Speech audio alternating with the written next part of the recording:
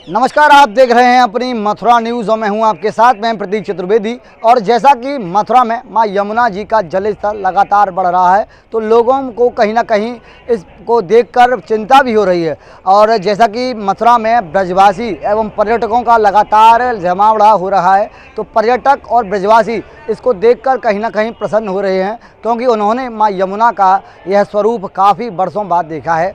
लेकिन जो लोग यमुना जी में रह रहे हैं उनको काफ़ी परेशानी हो रही है, उनकी रातों की नींदें भी उड़ी हुई हैं और वह लगातार प्रशासन से गुहार लगा रहे हैं बचाने की। जैसा कि आपको विदित है कि मां यमुना काफ़ी वर्षों में इस रूप में आई हैं और इसको देखकर लोग जो ब्रजवासी हैं उनको तो काफ़ी प्रसन्नता हो रही है, लेकिन जो यमुना जी में रह रहे हैं उनको काफ़ी डर लगा हुआ है कि यमुना जी का जल स्तर है वह बढ़े नहीं।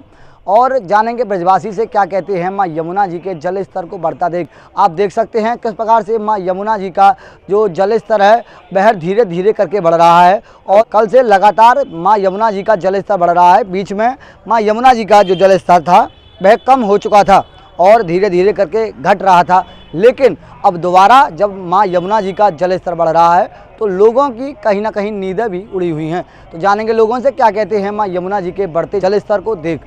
जैसा कि बीच में यमुना जी का जल स्तर कम हुआ था, लेकिन दोबारा जब यमुना जी ने एक बार फिर रौद्र रूप धारण किया है, इसको लेकर क्या कहेंगे, क्या अपील करना चाहेंगे लोग? ये मैंने पहले भी कही थी कि भाई अब हरियाणा और पंजाब क्यों नहीं रोक ले।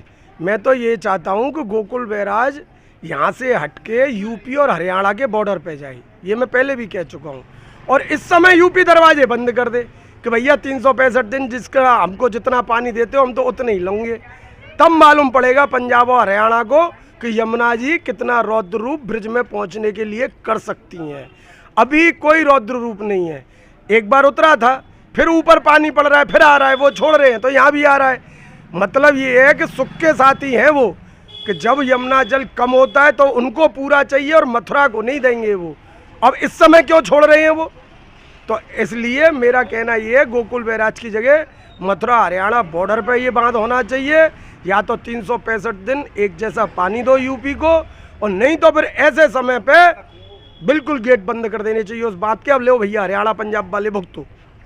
यमुना जी का एक स्वाभाविक स्वरूप यमुना जी की कृपा से ही आ रहा है। पहले नंबर बात तो आप ये समझ लीजिए, रौद्र रूप दिल्ली वालों के लिए होगा, उसके ऊपर वालों को होगा। मथुरा वृंदावन में तो जहाँ यमुना जी की भूमि थी वहीं तक यमुना जी अभी है। अब वो बात दूसरी है कि उसके किनारे अवैध कॉलोनियाँ बन गई, अवैध रूप से रहने लगे, उनके वो रौद्र रूप है। भाई उनकी जगह क्यों आप लोगों ने घेरी? बाद बाकी तो यमुना तो इस समय दूध जैसी आ रही है और अच्छी आ रही है। मैं तो यही कहूँगा कि बस यमुना माँ कृपा बनाए। हाँ, इतना ज़रूर कहूँगा जितनी आ गई बहुत है और इतनी आएंगी। लेकिन इस बारे में मैं ये कहना चाहूँगा यूपी सरकार से, हरियाणा पंजाब से, कि हमेशा के लिए अगर यमुना जी इससे थोड़ी और कम निरंतर सप्लाई वो दें तो आज देखो तुम मथुरा शहर में, यहाँ पे तो नहीं दिख रहे, लाखों तीर्थ यात्री आ रहे हैं। जो कि मैं हमेशा कहता हूँ कि अगर यमुना जी शुद्ध होगी तो यहाँ का कितना राजस्व बढ़ेगा, कितनी यहाँ का टूरिज्म बढ़ेगा, वो बात आज दिख रही है। जबकि इस समय बाढ़ आई हुई है और एमपी, गुजरात, राजस्थान, यहाँ के लाखों श्रद्धालु, जैसे ही मालूम पड़ा है कि यमुना माँ शुद्ध हो गई है, लाखों श्रद्धालुओं की भीड़, एक तरफ यमुना जी की बाढ़, दूसरी तरफ तीर्थ यात्रियों की बाढ़ आई हुई है।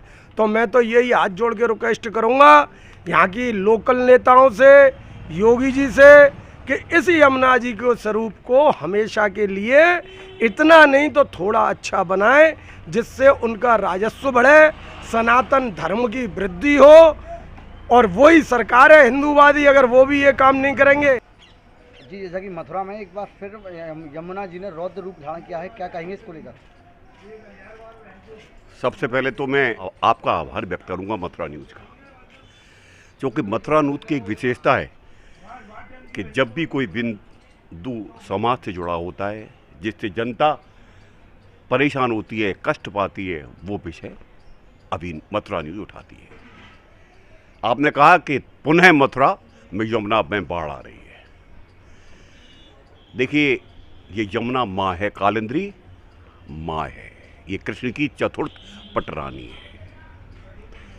ये कहीं गई नहीं थी, ये तो यही थी। लेकिन हम लोगों ने जो बलात् इनके मार्ग पर कब्जा कर दिया था, और इन राजनीतिज्ञों ने और प्रशासन ने मिलकर इसके हृदय में कीचड़ और मैल और तमाम गंदगी भर दी थी, जिससे ये हम अखाड़े पर बैठ के पिछले 8 बरस से 10 बरस से, आप सभी लोग मथुरावासी जानते हैं कि गप्पी गुरु और जग्गो गुरु और जैसा गुरु के नेतृत्व में यहाँ अखंड पाठ चल रहा है पिछले 10 बरस से, कि माँ की यमुनाष्टक हम लोग कर रहे थे सिर्फ इसलिए कि हे माँ कालिंद्री, आप कृपा करें और इस प्रदूषण को और इस गंदगी को यहाँ से ले जाके हम भक्तों को स्वच्छ अपना दर्शन दें। तो प्रथम बार वो इसलिए आई, लेकिन पीड़ा जनता को हुई। और किस जनता को? जिसने बलात् इसके कोख पर कब्जा कर दिया, यानी इन दलालों ने, बहरूपियों ने और भूमाफियाओं ने, उन जटाधारियों ने और दाढ़ीधारियों ने और केसरिया रंग वस्त्रधारियों ने इस माँ के कोख पर कब्जा करके बलात् और उसे हत्या लिया।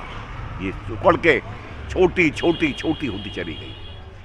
लेकिन कहते हैं ना कि धर्म अपने मार्ग पर चलता है और आखिर तक विजय श्री प्राप्त करता है। तो आज माँ रौद्र रूप में इसलिए हैं कि जिन आडंबरधारियों ने और भूमाफियाओं ने इनकी जमीन पर कब्जा किया, इनके कोख पर कब्जा किया, उनको लात मार के ये अपने भक्तों का उद्धार कर रही हैं। तो जब जब माँ आएंगी तो पीड़ा भी होगी, बर्बादी भी होगा, विनाश भी होगा, लेकिन विकास करके जाएंगी। ये रेती जो छोड़ के जाएगी माँ, ये चांदी है, ये वो धातु छोड़ के जा रही है माँ कि कितने लोगों की रोजी और रोटी का ये सामान छोड़ के जाएंगी। ये पवित्र जल जो आज हमको देखने को मिल रहा है, पान करने को मिल रहा है, ये जल हम साल भर पीने के काम मिलेंगे। तो ये माँ की कृपा है कि विकास जब जब करेगी तो दुष्टों का विनाश पहले करेगी।